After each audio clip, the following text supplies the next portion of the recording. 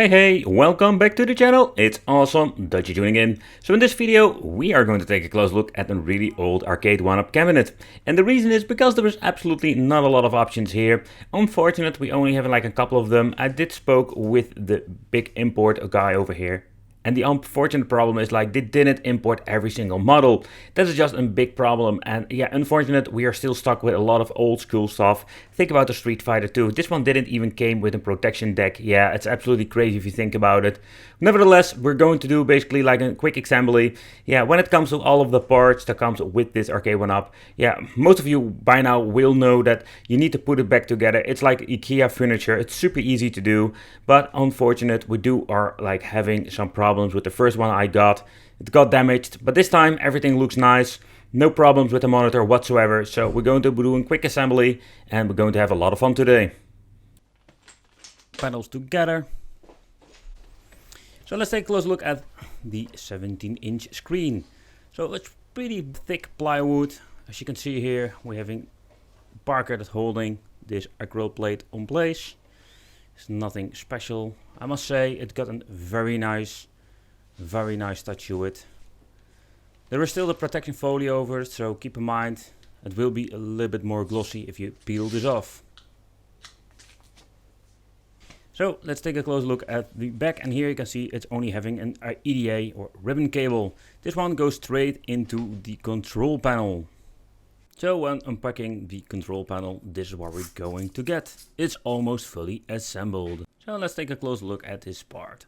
I just wanted to show you up close how is the quality of the print. I've noticed some little damages from transport, but I think that is not a very big issue. I also want to give you a quick look how everything is packed up together. They did a very nice job for minimizing the transport damage with chemical bag for keeping everything dry. Alright, let's take a close look inside. Let's remove these sparkers and let's see what are we going to get. Alright, I have removed the cover. Alright, let's turn it around. And I'm going to give you a little tour. How does it look on the bottom? So a little bit overview. They are using not the best quality buttons if you ask me. They are all soldering on the connectors, so there is no easy swapping. So all the wires, including the joysticks, are wired to this little PCB board. And this PCB board is connected through the EDA cable that goes to the monitor. And this cabinet comes with a 5 watt, 8 ohm little speaker. And yes, there is only one. But if I take a close look at this Street Fighter 2 cabinet, I really love the decals on it. The weird thing is, I don't know why that is, Arcade1up made the decision to make 2 Street Fighter cabinets. Personally, I really love the other one if it comes to the colors and the artwork. But then overall, if you look at the sticker quality, there is nothing to complain here. So let me know what do you think of this. So alright, let's talk about the layout of the Street Fighter case. So far I know the Street Fighter is the only one that having 6 buttons for each player. So that's pretty damn neat if you want to do a modification or an upgrade. But if you take a close look at the buttons, I hope you can hear it on the camera.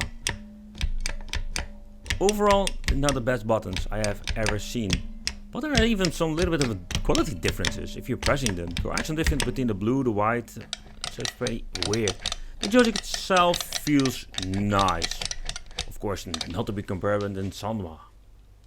So here we can find the on and off switch, volume control, and the player 1 and 2 buttons. So there are just basic switches, nothing special. This one got 2 positions, and that's it. And at the right side we're finding the same button layout as player 1, and right top we're finding the speaker. Let's check out how loud this thing goes.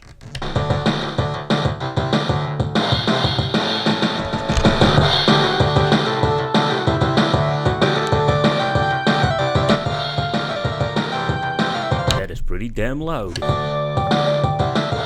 Let's take a close look at the screen itself. They are using a normal LCD 17-inch 4:3 ratio screen for the old school retro game experience. I hope you can see it on the camera, but the view angle of this screen is very nice compared with some of these Chinese arcade machines. And when we're powering on this system, using this awesome Arcade1up decal. So far I know there is no way of getting behind a menu for difficulty settings and etc. And this is the menu itself. 3 games, that's it. It's finally time to play some Street Fighter. We're starting with Street Fighter 2 Championship Edition.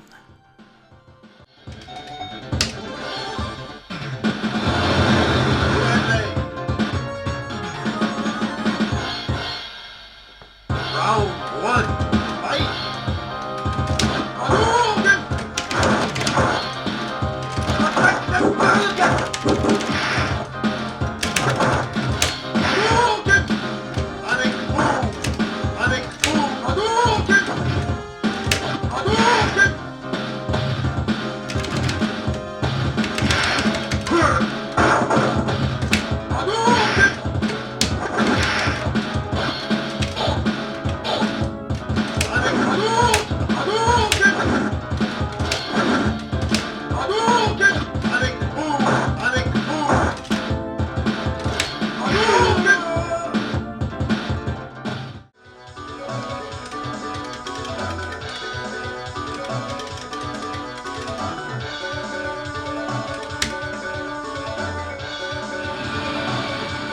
Japan.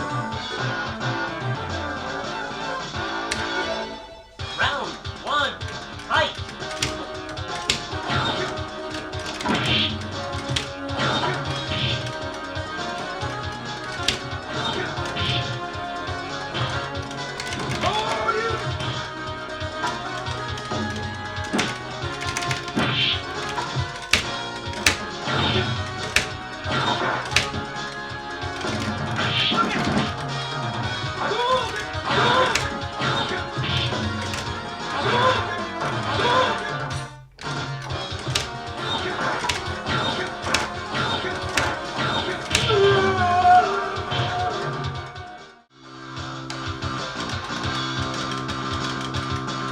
I'm missing out a sound effect.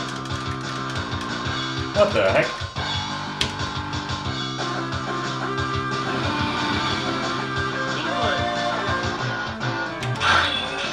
Round 1, fight!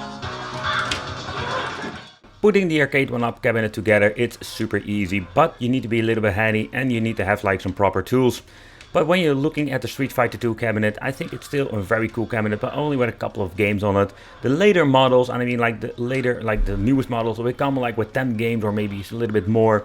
I think the Arcade1up are like cool to have, and also like the modifier with an Android box or something else, or a Raspberry Pi or a PC in it. The displays itself are like a low resolution, but they are like with 4:3 aspect ratio. Depending on what kind of version Street Fighter 2 you're getting. Also with the controls, we did see some differences. But the first model I'm having here, it's not like a really great experience, to be honest.